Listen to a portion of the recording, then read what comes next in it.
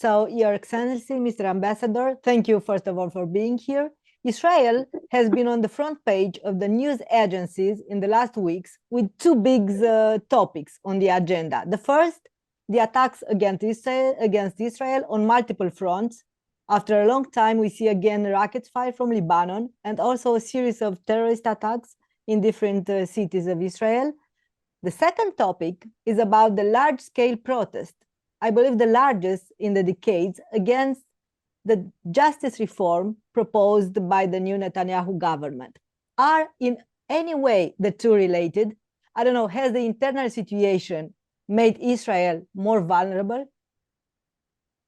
Well, I'm not sure that they are related. I haven't asked our enemies about it, but I think that in some way, there are some theories, especially theories developed by Hezbollah, that the presence of Israel is no stronger than is not very strong. Is not based on solid pillars, and therefore it is easily removable. I think that this theory is just a self-serving theory that doesn't work much. Israel is pretty strong. The Jewish presence in Israel is very strong, and we don't think that we are removable that easy. And actually, the protests are a sign of strength of Israeli democracy. For people that are not that do not live in democracy and do not believe in democracy, they think that when in democracy are debates, this is a sign of weakness. It's the contrary. This is a sign of threat, because democracy is not only about elections. Democracy is a situation in which civil society can express itself both through media and through actions that they can freely do without any restrictions. So we thank God that we do not live in Lebanon or other countries in the Middle East in which freedom of expression is not allowed the way it is allowed in Israel, and that we don't have to suffer threats from terrorist organizations like Hezbollah on our daily lives, like the citizens of Lebanon suffer. So in this regard, I'm not very worried. I am worried, and we are worried because of the tension that has to do with these multiple attacks that we are getting.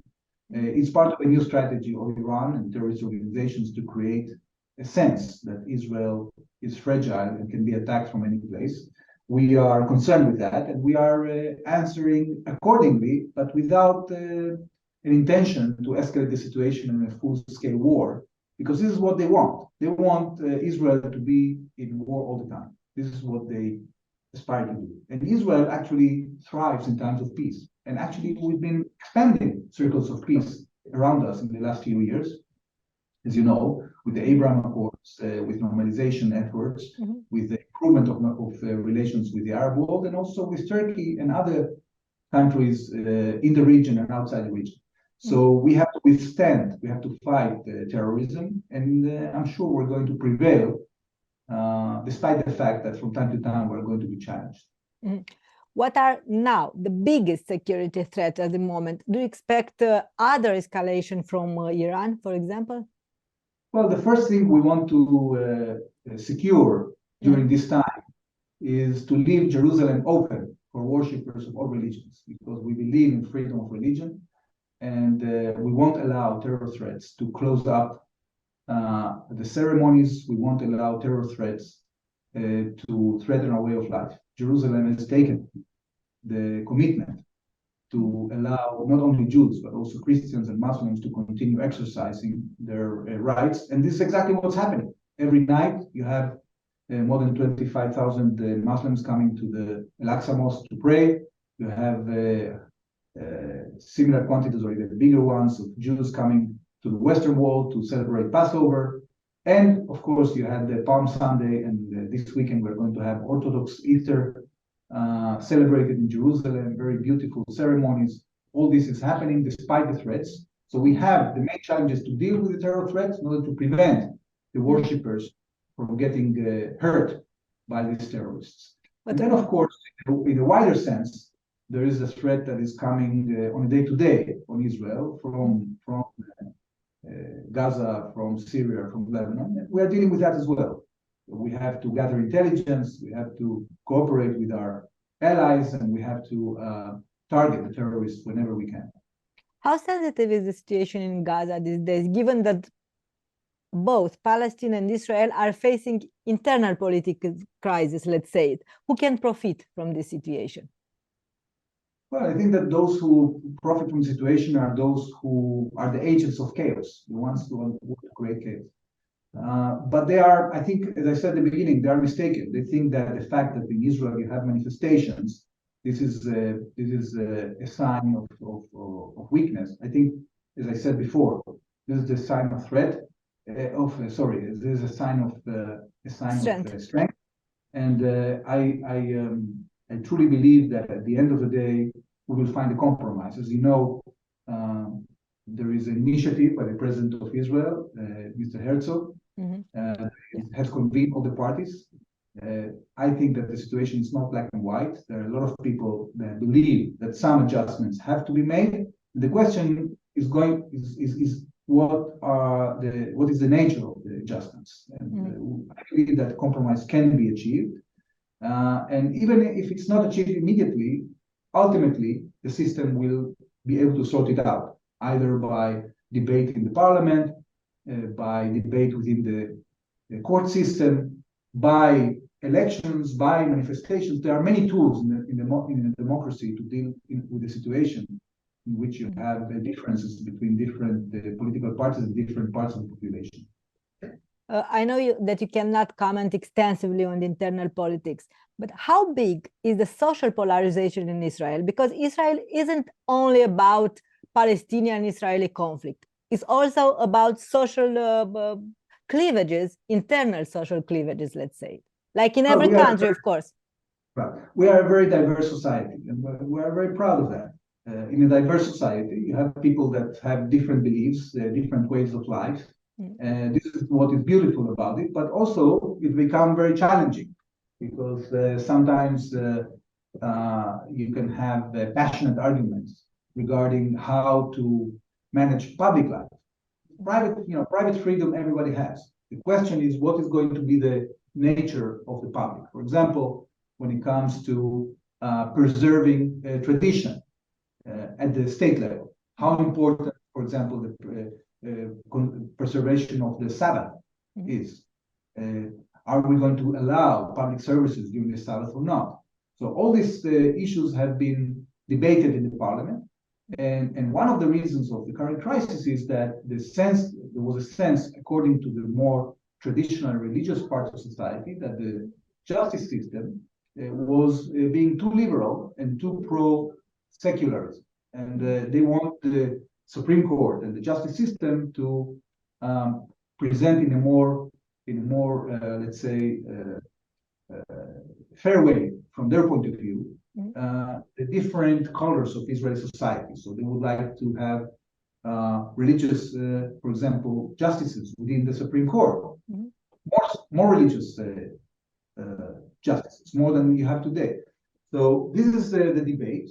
And as I said, it can become pretty passionate because in Israel, everybody is involved.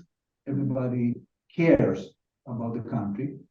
Again, we can be, they said that the opposite of love is not hate, is indifference, right? Because either when you love or hate somebody, you have a kind of, you care about that person. But the worst situation is when you are indifferent, because it means that you don't care. In Israel, people are not indifferent, okay? It means that sometimes the love or the hate can be very intense, but it's never indifference. You know, Amos Oz once told me that the opposite from compromise is fanatism. So how fanatic are those two groups in Israel? Because even the president warned that Israel is now in a, more than in danger of a civil war. Right. Well, I think that we still have a sense of common fate. And this is the reason why, despite the protests, we have a lot of willingness of people to settle, to try and get a compromise. And not only that, but the manifestations also were very nonviolent, like in other parts of the world. That means that there is cohesion, that people believe at the end of the day that they can be passionate about things but they stick to the rules of the game. And this is a part of the recipe for success of a democracy. When people stop adhering to the rules of the game, then the deterioration can be very fast. What can you tell us about United States intelligence leaks that shows that Mossad had encouraged anti-overhaul protests? Well, the only thing that seems accurate about this is that it seems that some sensitive documents were indeed leaked from the American intelligence. But when it comes to the analysis, I think that there was some confusion there, because there is some former Mossad people that were involved in organizing the manifestations or the demonstrations. But the intelligence bodies in Israel are not political. They are not organizing political activity. You're allowed as a civilian, even when you work for the government, to go and demonstrate up to a certain level of the hierarchy. But that doesn't mean that the intelligence bodies are involved in politics. But has Israel's vigilance weakened? Because how was the attack, for example, on the seafront in Tel Aviv was possible? Well, as you know, we have a lot of movement between Israel and the West Bank. Israel allows residents of the Palestinian Authority to enter Israel for multiple reasons, whether it be for work or for medical treatment or for business. So it's not that difficult for a resident of the Palestinian Authority to enter Israel. And that's why terror can happen. We are using different methods, to defend ourselves. We mainly lean on intelligence and on the fast operation of the forces based on intelligence in order to prevent attacks. And actually, we are talking about, in the last few days, only yesterday, a major terrorist attack was prevented this morning. So the security forces are working tirelessly in order to defend Israel. It's not 100%, success, unfortunately. The recent confrontation between the Israeli police and the Muslim worshippers at Al-Aqsa that happened during Ramadan and on the eve of Pesach fueled fears of new violence. So would you say that it's very safe for the Romanian, for example, to come to Israel for Passover this year? It's absolutely safe, because we prove it every day. Despite the fact that these provocateurs that stayed over after the prayers in the mosque in order to create this violence, despite this attempt that the Israeli police thwarted, every day of Ramadan, every day of Passover, and every day of Easter, hundreds of thousands of people are continuing to come to Jerusalem to pray very safely. You can see the pictures. I don't know if you've seen them. If not, I can send them to you. It's actually very, very impressive, very beautiful. And we won't allow terrorists to stop us from exercising our rights and from hosting tourists from all around the world, including Romanians that are always very welcome. Is the never-ending questions. Is this two-state solutions in any way on the table today? What's the alternative? Well, I think that there's a sense in Israel that there is a consensus, actually, that we believe in Palestinian self-rule. We wouldn't like to control the daily life of Palestinians. So actually, whether they're going to have the capability to hold up to a state, to an organization that is efficient enough for them, it's basically up to them. Unfortunately, their performance has been very, very poor, and their institutions haven't been very strong. So if their institutions get stronger and perform in a more efficient way, I think that Israel will be able to take more risk in being less present in the places in which the Palestinian Authority resides. If we advance to a place in which the Palestinian leadership becomes more efficient, then I think we can reach a compromise and have more robustness to the self-rule of the Palestinians, even to a degree that they can call themselves a state. Right now, it doesn't seem very practical because it's not implementable. So we are not dealing with theory here. We have to be very practical. And right now, in order to defend ourselves, we have to be present. Our security forces have to be present in all these areas in order to thwart threats against Israel. So we don't want to be in a situation like, after the withdrawal from Gaza, in which Hamas took over and created in Gaza a terrorist state. So we cannot allow a terrorist state to be created in the West Bank. So if there's going to be an alternative, it's going to be thanks to the Palestinian capability to create performance for themselves. And in this way, their self-rule is going to expand. But I know that Israel's policy is to retaliate, not to let any attack go, unanswered. Is this strategy effective? Because where and how does this spiral of violence stop? Yeah, well, it's not. I think that there's a confusion because sometimes the media sees only part of the picture. You see, retaliation is only one tactic when you deal with threats. As I said before, there are other tactics that we use: gathering intelligence, helping the civilian population to conduct their daily life. For example, there were many measures that Israel took before Ramadan in order to allow the Palestinian population to exercise the atmosphere of festivity by allowing them to come to Israel to the beaches, by opening